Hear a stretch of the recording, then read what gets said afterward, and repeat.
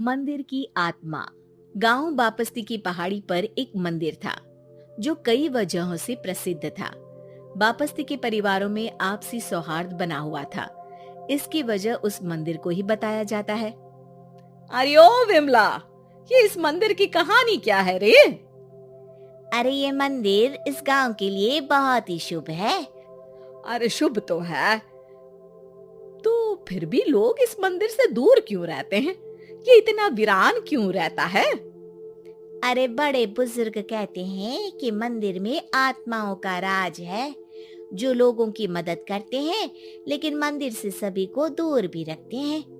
अरे ये कैसी आत्माएं हैं जो लोगों की मदद भी करते हैं और लोगों को मंदिर से दूर भी रखते हैं?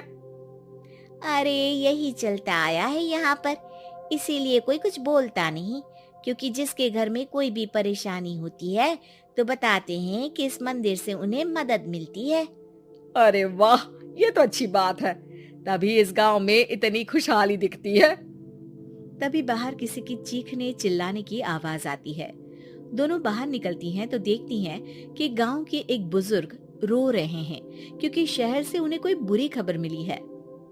अरे क्या हुआ चच्चा, रो क्यों रहे हो आप? हाँ चाचा, बताओ ना, हुआ क्या? अरे क्या बताऊं बेटे, मेरा बेटा शहर गया हुआ था कमाने, लेकिन आज खबर मिली है कि उसका एक्सीडेंट हो गया। वो अस्पताल में भर्ती है। अरे तो इसमें परेशान होने की क्या बात है चाचा, जाओ शहर और बेटे का इलाज करवाओ।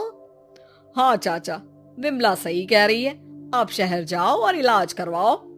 अरे कैसे इलाज करवाऊं, अभी पैसे नहीं है और शहर के अस्पतालों में इलाज का खर्चा लाखों में आता है। अरे चाचा, भगवान पर भरोसा रखो, कहीं ना कहीं से मदद जरूर मिल जाएगी। बस आज का दिन कैसे भी काट लो। अरे अब तो बेटा थोड़ा समय काटना भी मुश्किल होता जा रहा है। देख कमला, तू ही समझा चाचा को। अरे पैसों का कहीं ना कहीं से इंतजाम तो जरूर हो जाएगा। अरे चच्चा, जब विमला कह रही है तो थोड़ा उस पर भी भरोसा रखो। चलो आपको घर छोड़कर आ जाती हूँ। उसके बाद कमला उन बुजुर्ग को लेकर चली जाती है और विमला मंदिर की ओर चली जाती है। विमला मंदिर की सीढ़ियों पर चढ़ते हुए दूर से नजर आती है। उसके बाद वो आंखों से ओझल हो जाती है। उसी रात उस बुजुर्ग के घर के बाहर एक थैला रखा हुआ मिला। बुजुर्ग उस थैले को देखते ही चौंक पड़ा, क्योंकि उसमें 5 लाख रुपए रखे हुए थे।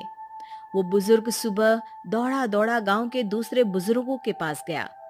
अरे मंगल भाई सुनो, मेरे घर के बाहर ये पैसों से भरा बैग रखा हुआ मिला है।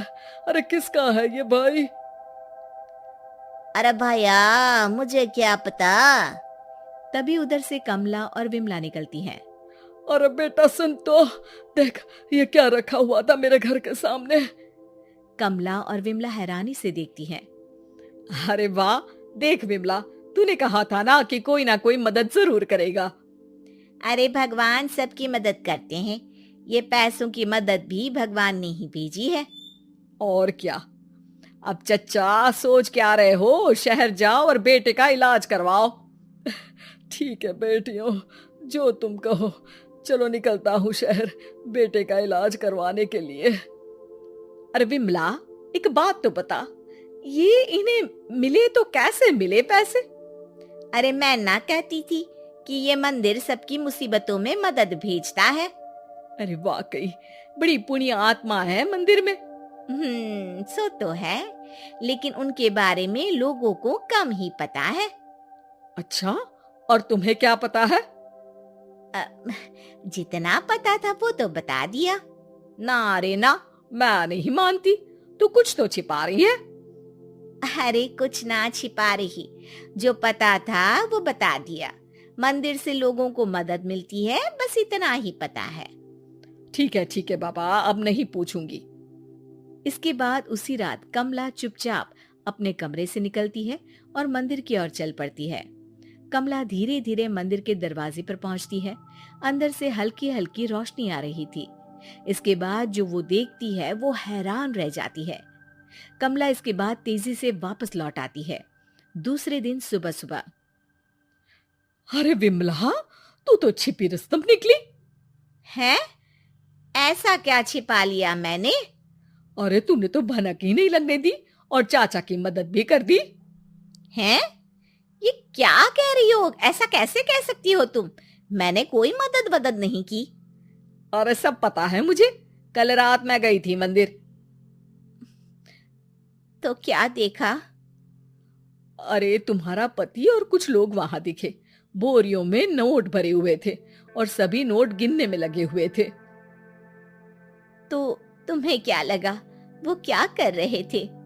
अरे मैं समझ गई कि वो लोग कहीं से डकैती कर पैसे लेकर यहाँ मंदिर के पीछे छिपाते हैं।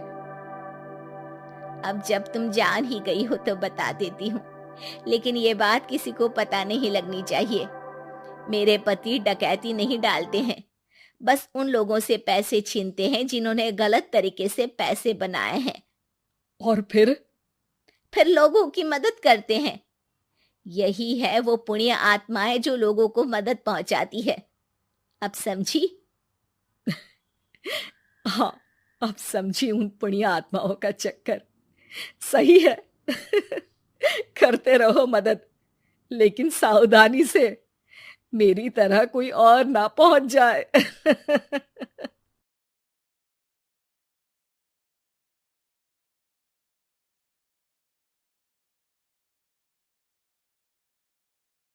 दोस्तों, हमें उम्मीद है कि आपको हमारी ये कहानी पसंद आई होगी।